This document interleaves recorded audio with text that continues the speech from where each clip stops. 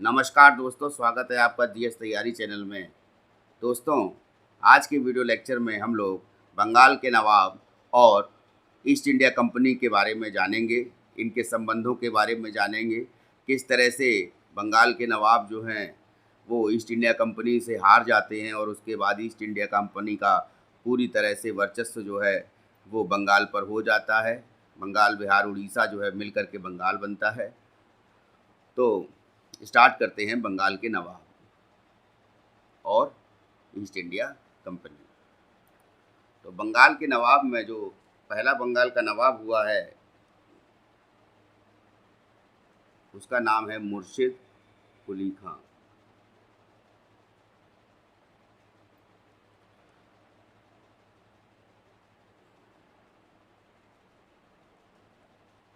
ठीक है, अब ये रहा है 1717 से लेकर के 1727 तक। उसके बाद दूसरा जो उसका पुत्र हुआ उसके बाद में लड़का, उसका नाम था शहाबुद्दीन। ये जो था 1727 से लेकर के 1739 तक रहा। फिर सरफराज खां है, सरफराज खां रहा है ये 1739 से 1740 तक। सरफराज खां, इन तीनों में संबंध पिता पुत्र का था। उसके बाद चौथा जो है वो अलीवर्दी खां बनता है। अलीवर्दी खां एक्चुअली जो होता है वो 1740 से लेकर के 1756 तक जो है ये वहाँ का नवाब बनता है। और उसके बाद में ये एक्चुअल में बंगाल का सूबेदारी ले लेता है बंगाल की मुग़ल शासक से। उस समय मुग़ल शासक होता है मोहम्मद शाह। ठीक है, तो उसके बाद में सिराजुद्दौला ये जो है बंगाल का नवाब बनता है 1756-57 तक। ठीक है, और उसके बाद में मीर जाफ़र आता है। मीर जाफ़र और फिर मीर कासिम आता है। फिर मीर जाफ़र आता है। तो ऐसा चलता रहता है 2-3 बार। तो मुर्शिद कुली खां के बारे में बताया मैंने। अलीवर्दी खां जो होता है ये एक्चुअली बंगाल का दीवान होता है उस समय, और इसको जो है ये सूबेदार बन जाता है, बंगाल का सूबेदार बन जाता है। मोहम्मद शाह का शासनकाल होता है उस समय, मुग़ल शासक मोहम्मद शाह होता है, उससे सूबेदारी ले लेता है ये। अलीवर्दी खां के बाद में जब सिराजुद्दौला जो होता है वो बंगाल का नवाब बनता है, तो सिराजुद्दौला बहुत शॉर्ट पीरियड के टाइम के लिए नवाब बनता है। और चूंकि ये अलीवर्दी खां का कोई लड़का नहीं होता है, इसकी सबसे छोटी पुत्री का लड़का होता है ये सिराजुद्दौला। ठीक है, मीर जाफ़र ये सिराजुद्दौला का सेनापति होता है। किस तरीके से ये बनता है बंगाल का नवाब, इसके बारे में हम डिस्कस करेंगे इस वीडियो लेक्चर में। उसके बाद जो मीर कासिम है वो किस लिए बनता है बंगाल का नवाब, उसको भी डिस्कस करें। तो स्टार्ट करते हैं। उसके बाद में शुजाउद्दौला के प्रतिद्वंदी जो होते हैं, जब ये बनता है बंगाल का नवाब, उस समय इसके 3 प्रतिद्वंदी होते हैं। उन तीनों के बारे में जान लेते हैं।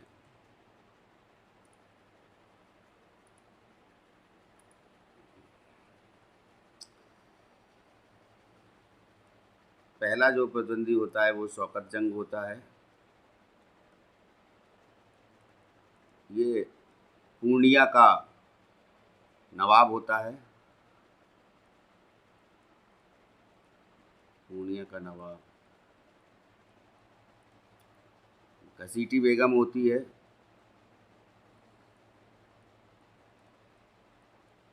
ये जो थी इसकी मौसी होती है, जिसकी कोई संतान नहीं होती है। और तीसरा होता है मीर जाफ़र, जो इसका सेनापति होता है, जिसको जो है इस सेनापति जो है से हटा करके इसको जो है मीर मदान को जो है ये सेनापति बनाता है। घसीटी बेगम की सारी दौलत ले कर इसको जेल में डाल देता है और शौकत जंग जो है इसको एक युद्ध में पराजित करके मार देता है। ठीक है, तो ये तीनों का जो प्रतिद्वंदी होते हैं जो इसके, इनको जो है इस तरीके से ये अलग कर देता है। उसके बाद जो है सिराजुद्दौला का ईस्ट इंडिया कंपनी से किस तरीके से जो उसका व्यवहार रहा उसके बारे में डिस्कस करते हैं। तो सिराजुद्दौला जो था एक्चुअली ये जो था ये 1717 में जो फ़र्रुखशियार का हम लोगों ने जो पिछले वीडियो लेक्चर में पढ़ा है, तो ये एक दस्तक जो है ये फ़र्रुखशियार तो स्टार्ट करता है, एक सर्टिफिकेट दस्तक जिसके तहत जो है अंग्रेज़ जो है व्यापार करते थे। ठीक है, और इसको जो है 3000 रुपये वार्षिक अनुदान मिलता था, उसके बदले में उसने इसको दस्तक दे दिया था, यानी व्यापार कर माफ़ कर दिया था और साथ में जो चुंगी लगती थी उसको भी इसने ख़त्म कर दिया था। तो उसी 1717 के फरमान को लेकर के सिराजुद्दौला जो होता है वो देखता है कि उसने उसके समय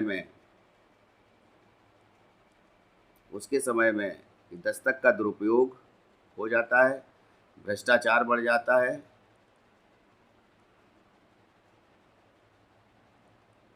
ठीक है, तो सिराजुद्दौला के टाइम में जो दस्तक का दुरुपयोग होने लगता है, इससे जो है सिराजुद्दौला अंग्रेज़ों पर चढ़ाई कर देता है, अंग्रेज़ों से युद्ध लड़ता है। ठीक है, अब ये जो युद्ध लड़ता है ये कई युद्ध होते हैं, तो उसमें से एक खास युद्ध होता है जो अंग्रेज़ों से युद्ध लड़ता है। उसमें ये क्या करता है कि हॉलवेल जो होता है वो ईस्ट इंडिया कंपनी से लड़ता है। तो वहाँ का जो ये हॉलवेल जो गवर्नर होता है, तो ये जो है पराजित हो जाता है और ये आत्मसमर्पण कर देता है, आत्मसमर्पण। ठीक है, तो जब हॉलवेल आत्मसमर्पण कर देता है उसके बाद में सिराजुद्दौला जो है उस युद्ध के दौरान एक घटना घटती है जिसको काल कोठरी की घटना कहा जाता है। तो काल कोठरी की घटना को जो है इसको हम देखते हैं कि 21 जून 1756 को ये एक घटना घटती है, इसको ब्लैक होल ट्रेजिडी भी बोला जाता है।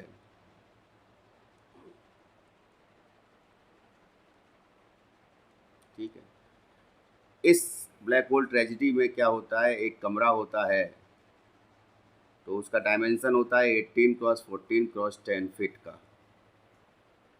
10 फीट। ठीक है, 18 क्रॉस 14 क्रॉस 10। तो ये जो कमरा होता है इसमें वो 146 लोगों को जो है इस कमरे में बंद कर देता है, जिससे घुटन से जो है उसमें जो है मृत्यु हो जाती है 123 लोगों की, ये मृत्यु हो जाती है इनकी। और बचते कितने हैं, 23 लोग। इन 23 लोगों में बचने वाला एक हॉलवेल भी होता है जो ये कहानी जो है बताता है। अब ये घटना जो है फैलती है और फैलते हुए जो है साउथ में मद्रास तक पहुंचती है, और मद्रास में जो गवर्नर होता है ईस्ट इंडिया कंपनी का वो होता है लॉर्ड क्लाइव। तो लॉर्ड क्लाइव जो है वो चलता है वहाँ से और साथ में वाटसन के, और वो जो है लॉर्ड क्लाइव बजबज में उतरता है, और बजबज में उतरने के बाद में वो ईस्ट इंडिया कंपनी की जो सेना होती है उसके साथ में सिराजुद्दौला का युद्ध होता है। तो ये जो युद्ध होता है ये एक्चुअली ये प्लासी का युद्ध होता है।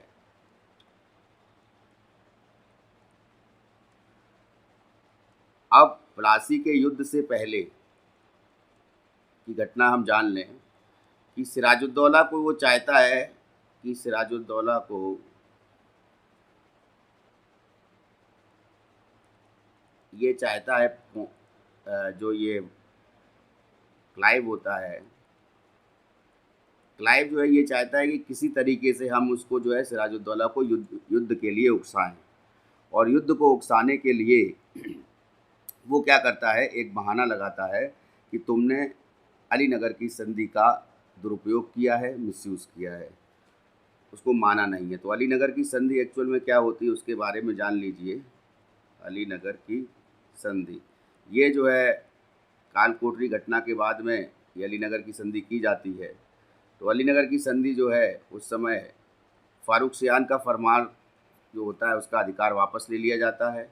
अंग्रेज़ों को 3 लाख रुपए क्षतिपूर्ति के रूप में दिए जाते हैं और कलकत्ता की किलेबंदी होती है और टकसाल जो है कलकत्ता में खोली जाती है। ठीक है, तो ये जो है ये सारी चीज़ें जो है अंग्रेज़ों को प्राप्त होती हैं। तो इस अलीनगर की संधि का बहाना लगा करके वो सिराजुद्दौला से युद्ध करता है और वो युद्ध होता है प्लासी का युद्ध। तो प्लासी के युद्ध में जो है 23 जून 1757 को ये युद्ध लड़ा जाता है। इस युद्ध में एक तरफ होता है क्लाइव और दूसरी तरफ होता है सिराजुद्दौला।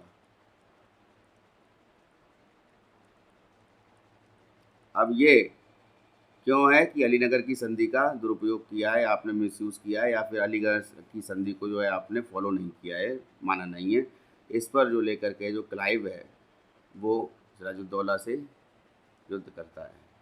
क्लाइव का साथ देने वाले सिराजुद्दौला के ही कुछ लोग होते हैं, जिसमें सबसे ऊपर नाम होता है मीर जाफ़र का, जिसको इसने हटा दिया था। मीर जाफ़र एक्चुअली जो होता है वो बहनोई होता है अलीवर्दी खान का। ठीक है, तो ये जो है इसको हटा दिया था। तो पहला तो ये होता है। दूसरा होता है आपका राय दुर्लभ। राय दुर्लभ जो होता है ये बैंकर, कैसे इसको कोषाध्यक्ष कह सकते हैं, कोषाध्यक्ष होता है ये सिराजुद्दौला का।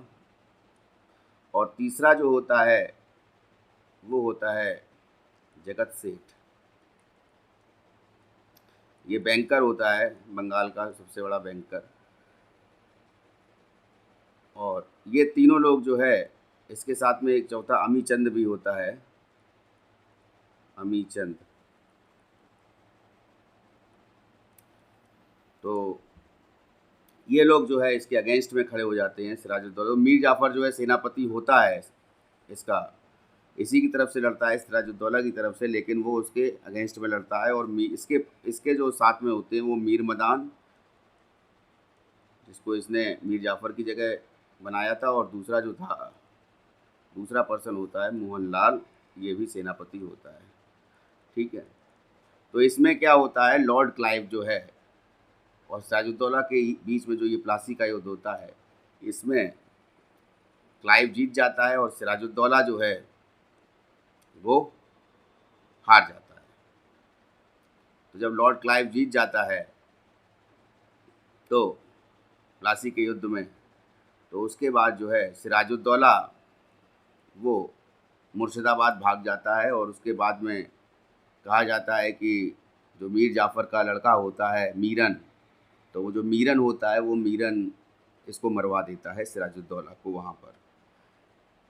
अब जो अलीनगर की संधि होती है उससे पहले जो है, उसके टाइम पे जो हम एक चीज़ और डिस्कस कर लेते हैं कि सिराजुद्दौला के समय में जो ये राजधानी सिराजुद्दौला बनाता है मुर्शिदाबाद को। ठीक है, और कलकत्ता उस समय मुख्य केंद्र होता है,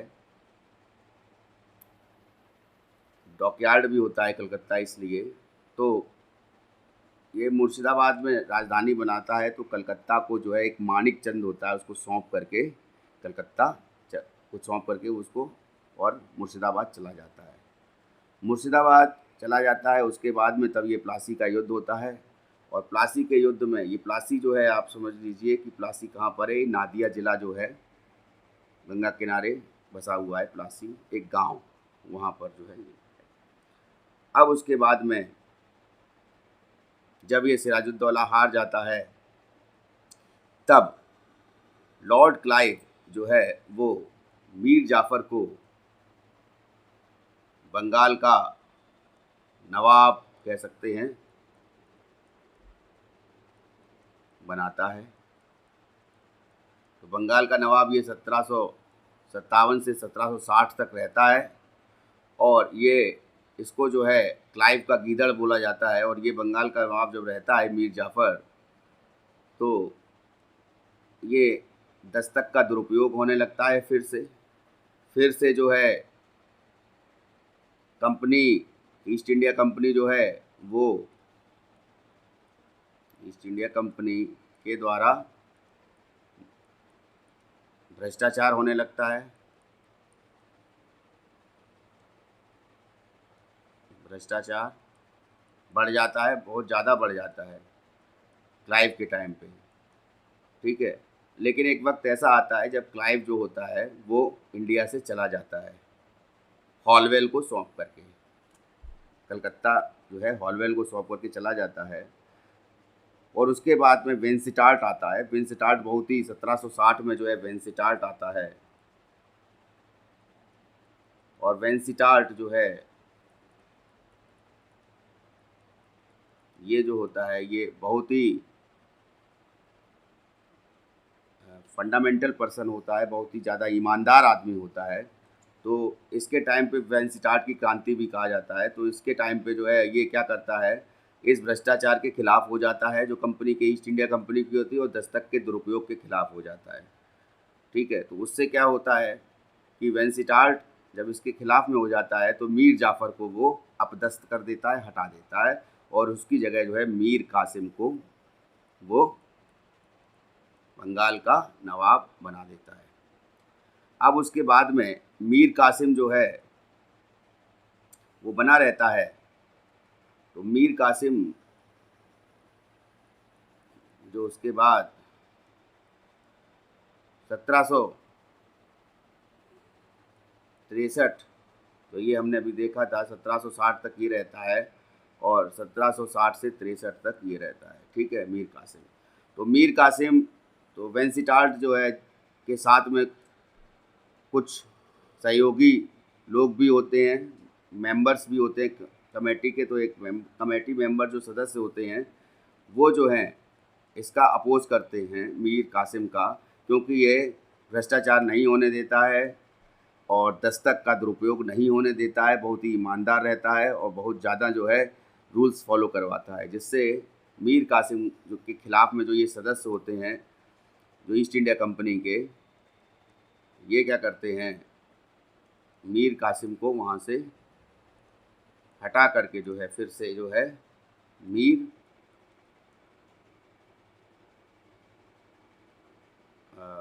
जो नाम था जाफ़र, मीर जाफ़र को फिर से जो है ये बना देते हैं बंगाल का नवाब।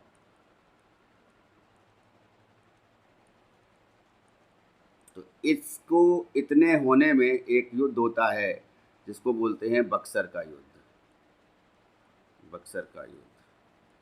अच्छा, एक ख़ास चीज़ और मैं बता दूं कि मीर कासिम ने अपनी राजधानी कहाँ बनाई थी। मीर कासिम ने अपनी राजधानी बनाई थी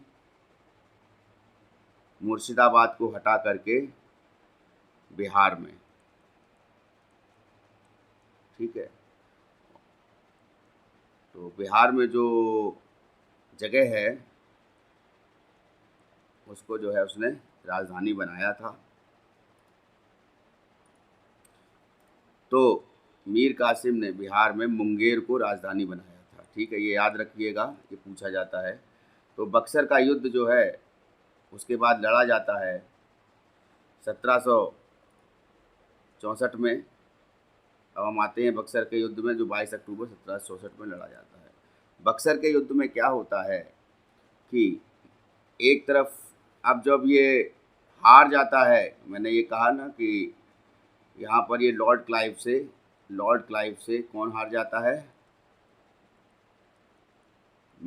से मीर कासिम ये हार जाता है।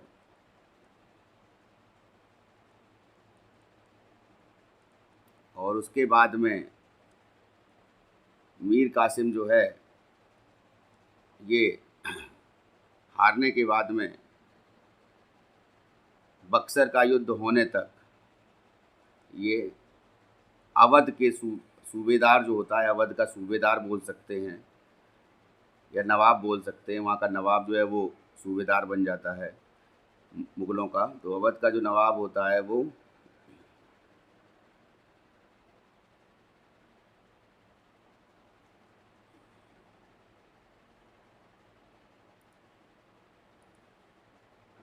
जो अवध का नवाब होता है शुजाउद्दौला,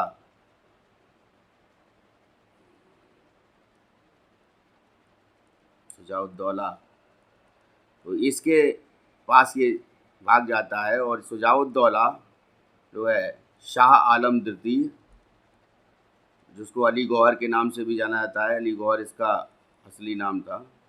और तीसरा जो है मीर कासिम, मीर कासिम, ये जो है मिल करके जो है युद्ध लड़ते हैं किसके खिलाफ में। यहाँ पर जो है हेक्टर मुनरो जो होता है ये इसके वर्सेस में, ये ईस्ट इंडिया कंपनी का यहाँ पर बंगाल का जो है रिप्रेजेंटेटिव होता है, गवर्नर होता है। तो हेक्टर मुनरो जो है इससे लड़ते हैं ये। तो इससे क्या होता है कि मीर कासिम जो है पराजित हो जाता है और ये लोग, शाह आलम द्वितीय भी पराजित हो जाता है। और सिराजुद्दौला, ये लोग जब पराजित हो जाते हैं तो सिराजुद्दौला जो है वो अवध का नवाब होता है। तो वहाँ पर उसको जो है इलाहाबाद की संधि को जो है मानना पड़ता है, इलाहाबाद की संधि को मानना पड़ता है। फर्स्ट संधि जो होती है शाह आलम द्वितीय के साथ में इलाहाबाद की सेकंड संधि होती है, इलाहाबाद की सेकंड संधि होती है। और मीर कासिम जो है ये जो है पूरी तरह से पराजित होने के बाद में अपना जीवन जो है वो एक बहुत ही गरीबी की तरह बिताता है, हटा दिया जाता है वहाँ से। मतलब बिल्कुल जो है इसका पद जो है ख़त्म हो जाता है और ये बहुत ही दयनीय स्थिति में आ जाता है। तो उसके बाद में जब ऐसा होता है तो हेक्टर मुनरो, याद रखिएगा हेक्टर मुनरो, ठीक है, इसको याद रखिएगा कि ये जो है बक्सर के युद्ध में जो है, बक्सर के युद्ध में जो है रिप्रेजेंटेटिव होता है किसका, ईस्ट इंडिया कंपनी का, ठीक है, ईस्ट इंडिया कंपनी, ठीक है। तो उसके बाद में जो इलाहाबाद की संधि होती है, तो जो पहली संधि होती है इलाहाबाद की वो 16 अगस्त 1765 को होती है। उसमें जो क्या होता है, इलाहाबाद और कड़ा जो है वो शाह आलम द्वितीय को दे दिए जाते हैं। और शुजाउद्दौला क्षतिपूर्ति के लिए, शुजाउद्दौला जो है ये 50 लाख रुपए जो है अंग्रेज़ों को या ईस्ट इंडिया कंपनी को देता है कि जो भी बक्सर के युद्ध में क्षति हुई है अंग्रेज़ों की उसके लिए। और नवाब की रक्षा के लिए, ये जो शुजाउद्दौला होता है इसकी रक्षा के लिए सैनिक सहायता, यहाँ कहने का मतलब है अब जो भी सैनिक सहायता मिलेगी वो ईस्ट इंडिया कंपनी के सैनिक होंगे जो इसके क्षेत्र में लगाए जाएंगे। और उनकी वो जो सैनिक होंगे जो इसकी रक्षा करेंगे, ऐसा बोल करके लगाया जाएगा, वो उनका जो भी खर्चा होगा और उनकी सैलरी होगी और उनका जो पूरा खर्चा है उसका वहन जो है वो शुजाउद्दौला ही करेगा। तो इस प्रकार से जो है संधि जो है होती है। उसके बाद में ये शाह आलम द्वितीय से भी संधि होती है, इलाहाबाद की दूसरी संधि। तब क्या होता है कि दूसरी संधि जो है 16 अगस्त 1765 को होती है।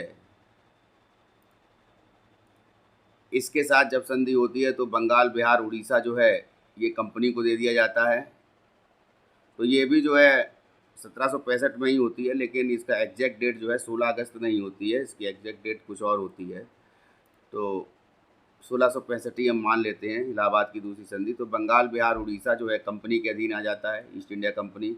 यानी बक्सर का युद्ध जो होता है पूरी तरह निर्णायक युद्ध होता है, जिसके तहत जो है पूरी तरह जो है नवाबों के हाथ से ईस्ट इंडिया कंपनी के पास सत्ता चली जाती है और कलकत्ता जो है, बंगाल जो है, पूरा बंगाल वो ईस्ट इंडिया कंपनी के अधीन आ जाता है।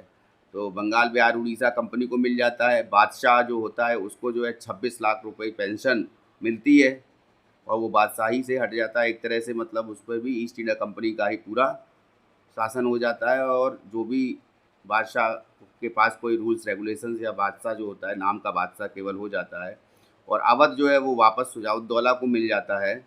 और वही जो बताया कि सुजाउद्दौला जो है उसके वो प्रोटेक्शन के लिए जो है एक सैनिक टुकड़ी लगाई जाती है और वो उसके क्षेत्र का प्रोटेक्शन करती है। और जब उसकी जो उसको जो सैलरीज और जो वेजेस होते हैं उन सब के लिए जो है वो जिम्मेदार जो होता है कौन होता है, वो सुजाउद्दौला होता है, वही उसका खर्चा उठाता है।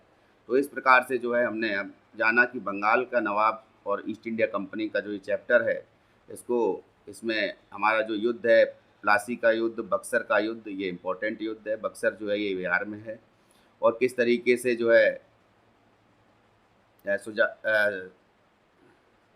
सिराजुद्दौला जो है वो ईस्ट इंडिया कंपनी से लड़ता है। तो इस वीडियो लेक्चर में इतना ही। नेक्स्ट वीडियो लेक्चर में हम लोग 1857 की क्रांति के बारे में जानेंगे। तो दोस्तों आपसे विनम्र निवेदन, यदि आपने अभी तक चैनल सब्सक्राइब नहीं किया है तो ज़रूर सब्सक्राइब कर लीजिए और बेल आइकन दबा दीजिए ताकि जैसे ही नया वीडियो अपलोड हो तो उसकी जानकारी आपको मिल जाए। वीडियो अच्छा लगता है, कंटेंट अच्छा लगता है तो आप लाइक ज़रूर करिए, शेयर करिए। शेयर करने से जो है ज़्यादा से ज़्यादा लोगों तक ये पहुँचेगा और उनको जानकारी मिलेगी। तो और मेरा जो ये चैनल है हमारा, ये जीएस तैयारी, ये चैनल जो है आपका प्लेटफॉर्म जितने भी हैं जैसे आपका फेसबुक है वहाँ पर भी अवेलेबल है। टेलीग्राम में जीएस तैयारी 9 के नाम से है और यूट्यूब चैनल आप जीएस तैयारी है। ऐप जो है हमारा 2 ऐप हैं, एक है जीएस तैयारी का जो ऐप है, एक है एग्ज़ाम पोर्टल। ये जो एग्ज़ाम पोर्टल वाला है इसमें आपको डेली करंट अफेयर्स जो है मिल जाएगी। टेलीग्राम जो चैनल है उसमें भी हम डेली करंट अफेयर्स डालते हैं, डेली का करंट अफेयर्स। तो वहाँ और भी कंटेंट जो है आपको पीडीएफ के फॉर्मेट में मिल जाता है। तो दोस्तों इस वीडियो लेक्चर में इतना ही। नेक्स्ट वीडियो लेक्चर में मिलते हैं, तब तक के लिए नमस्कार। वीडियो सुनने के लिए, देखने के लिए शुक्रिया। Thank you.